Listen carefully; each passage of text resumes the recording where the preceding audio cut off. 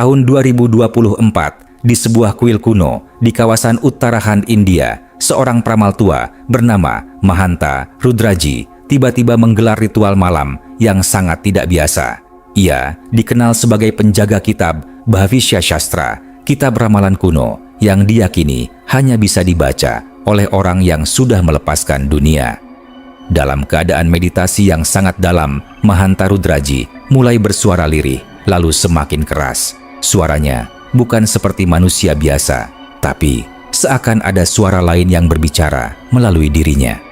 Tahun 2025 hingga 2026 akan terjadi perubahan besar di sebuah negeri yang terletak di bawah langit timur. Negeri itu disebut Nusa Divipa, negeri para leluhur agung yang sedang tertidur. Para muridnya tercengang. Nusa Divipa dalam bahasa Sanskerta merujuk pada Kepulauan Nusantara dan diyakini sebagai wilayah Indonesia saat ini. Mahanta Rudraji lalu menggambar simbol-simbol aneh di lantai kuil.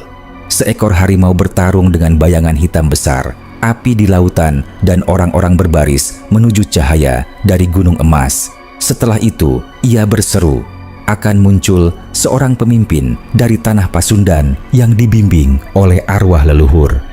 Ia akan menghadapi kekuatan gelap dari lautan selatan yang mencoba bangkit kembali.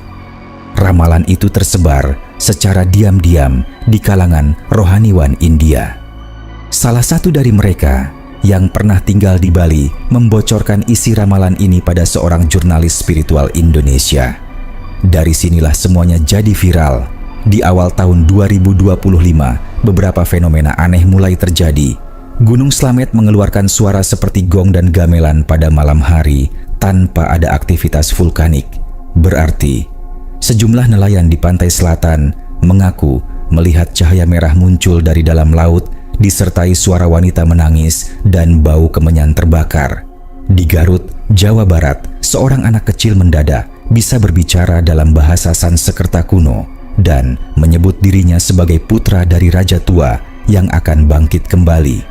Lalu, puncaknya terjadi pada malam 1 Suro 2026 ketika ribuan orang di beberapa daerah melihat langit terbelah dua dan kilatan cahaya berbentuk Prabu Siliwangi muncul di atas langit barat.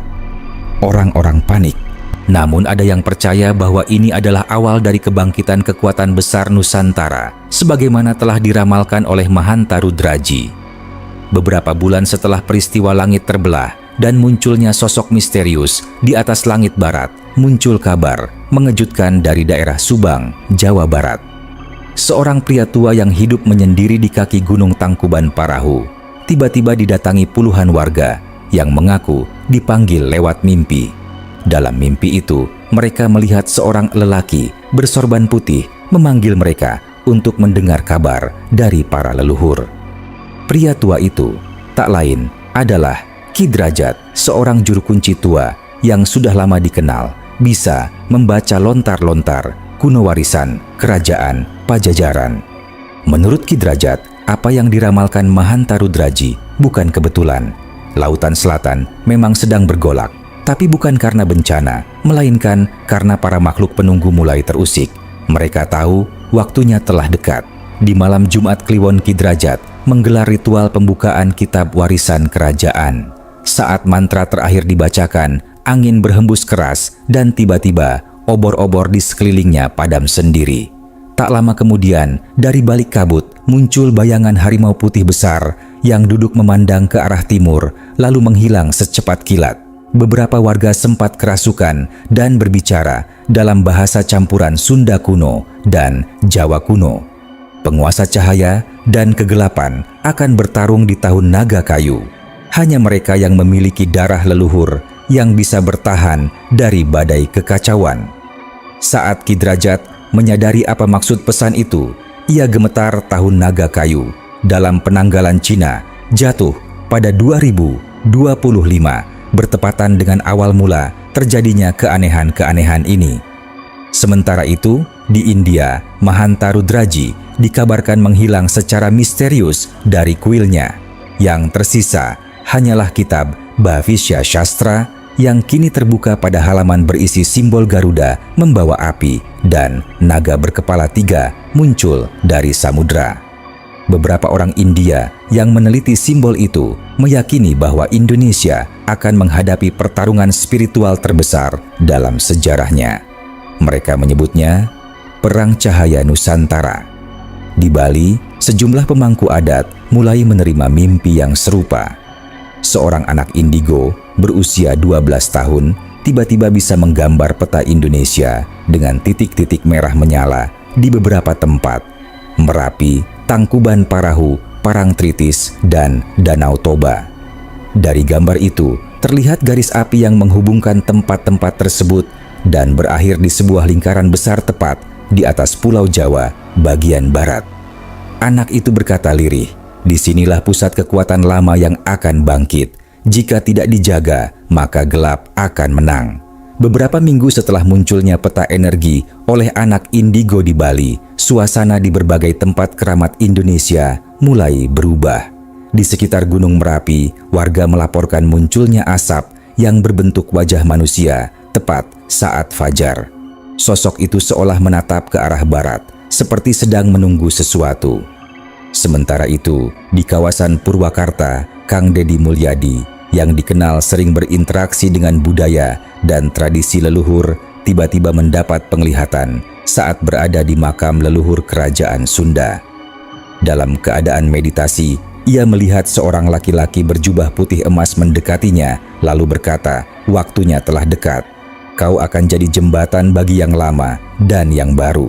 Tapi ingat, kekuatanmu bukan untuk bertarung, melainkan membangunkan jiwa-jiwa yang tertidur."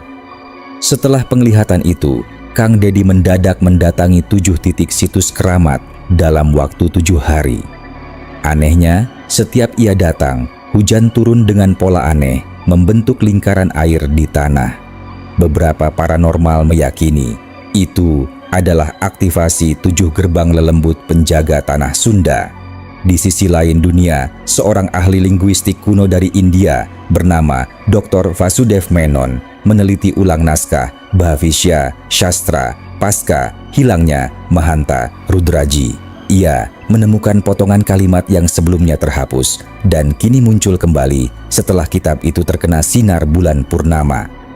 Kalimat itu tertulis dalam aksara Brahmi kuno. Ketika harimau duduk bersama naga dan Garuda membelah langit, maka perang akhir leluhur dimulai. Dr. Vasudev tak percaya dengan kebetulan ini, apalagi saat mengetahui bahwa lambang Indonesia adalah Garuda dan Sunda dikenal dengan simbol harimau putih. Berdasarkan perhitungan kosmik, ia memprediksi bulan Agustus 2025 akan menjadi waktu di mana keseimbangan antara terang dan gelap mulai miring.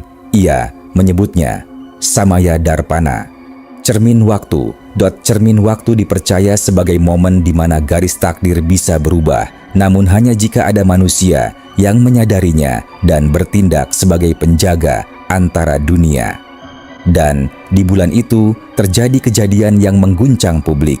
Di tengah acara kebudayaan yang digelar di Candi Cangkuang, kamera pengunjung menangkap penampakan cahaya berbentuk keris emas melesat dari langit dan masuk ke dalam tubuh seorang remaja laki-laki berusia 17 tahun bernama Raga Doraga yang selama ini dikenal sebagai anak pendiam dari Garut. Tiba-tiba mulai berbicara dalam bahasa kuno, menyebut nama-nama leluhur seperti Ajar Sukmadi, Ki Wirasuta, Prabu Linggabuana, dan Siliwangi. Saat ditanya siapa dirinya, Raga hanya menjawab, "Aku adalah wadah, bukan pemilik. Tapi mereka telah kembali dan waktu kita sangat sempit." Sejak itu, pergerakan energi di Pulau Jawa terasa semakin kuat. Petir menyambar, di tempat-tempat keramat, laut menjadi gelisah, dan di langit malam, kadang muncul kilatan cahaya membentuk simbol kuno. Dan tanpa banyak orang sadari, kekuasaan lama dan kekuatan kegelapan dari selatan mulai mencari inang barunya. Yang satu datang membawa warisan terang. Yang satu datang untuk mengakhiri cahaya itu selamanya. Raga, pemuda dari Garut yang kini menjadi wadah leluhur, mulai menunjukkan tanda-tanda perubahan. Dalam seminggu, Ia bisa menguasai bahasa-bahasa kuno, mengenali tempat-tempat keramat yang bahkan tak dikenal oleh masyarakat modern, dan menunjukkan kemampuan membaca simbol-simbol dari kitab Bhavishya Shastra yang bahkan para pandita India pun tak mampu. Bersama Kang Deddy Mulyadi dan Ki Drajat, Raga mengunjungi 5 penjuru utama energi Nusantara. 1. Gunung Tangkuban Parahu, Barat. 2. Gunung Merapi, Tengah. 3. Parangtritis, Selatan. 4. Danau Toba, Utara. 5. Kawasan Raja Ampat, Timur. Di setiap tempat itu, Raga melakukan ritual penyatuan kekuatan, membangunkan pasukan gaib yang lama tertidur. Mereka bukan manusia, bukan pula makhluk halus biasa. Mereka adalah energi leluhur, para penjaga tanah, dan warisan Nusantara. Namun, dalam ritual terakhir di Gunung Merapi, Raga mendadak jatuh dan mengalami kesurupan hebat. Suaranya berubah, menggema bagaikan banyak jiwa yang berbicara sekaligus. Salah satu dari kalian akan mengkhianati perjanjian lama. Kekuatan dari selatan tidak bisa ditahan dengan niat baik saja. Diperlukan pengorbanan besar, dan bayangan sudah menunggu pengganti. Suasana mencekam. Awan di atas Merapi menjadi hitam pekat, kilat menyambar tanpa henti. Sosok misterius muncul dari balik kabut, mengenakan jubah hitam dan topeng kayu. Ia menyebut dirinya Sang Bayangan Laut. Makhluk ini adalah representasi kegelapan yang sejak dahulu dikurung oleh para leluhur. Ia datang bukan untuk menguasai, tapi untuk menagih janji lama, janji darah dan kuasa.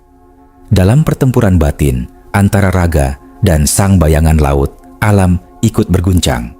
Tanah retak, hewan-hewan turun dari gunung, dan suara seperti nyanyian perang terdengar dari dalam bumi. Dan tepat saat semuanya seolah akan musnah, Raga membuka mata. Tubuhnya bercahaya, dan dari tangannya keluar keris emas dengan pusaran api di tengahnya. Ia mengucapkan satu kalimat terakhir. Dengan nama tanah ini, air ini, dan langit ini, aku kunci kembali kegelapan kalian. Tapi hanya sampai generasi berikutnya. Jika manusia lupa, maka kalian akan kembali. Dalam sekejap, cahaya membungkus tubuh Raga dan Sang Bayangan lenyap dalam jeritan panjang. Tanah menjadi tenang, langit kembali cerah. Namun, tubuh Raga tidak ditemukan. Hanya tersisa kain putih dan keris emas yang tertancap di batu, basah oleh embun pagi. Kang Deddy dan Ki Drajat hanya bisa berdiri membisu. Perang ini belum selesai, hanya ditunda. Sejak saat itu, keris emas disimpan dalam peti kayu di tempat tersembunyi, dijaga oleh 7 keturunan penjaga tanah. Mereka tidak pernah berbicara tentang apa yang terjadi di Merapi malam itu.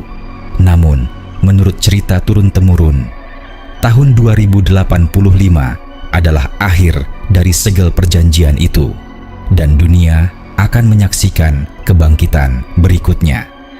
Terima kasih telah menyaksikan cerita ini di channel Pekon Mistis. Jika kalian merasakan merinding atau merasa ada sesuatu yang bangkit dari dalam tubuh kalian saat mendengar nama Raga, mungkin kalian adalah bagian dari generasi penjaga berikutnya. Jangan lupa like, komen, dan subscribe untuk cerita-cerita mistis dan spiritual lainnya. Sampai jumpa di kisah berikutnya. Ketika yang gaib mulai bicara, hanya mereka yang terjaga yang akan memahami.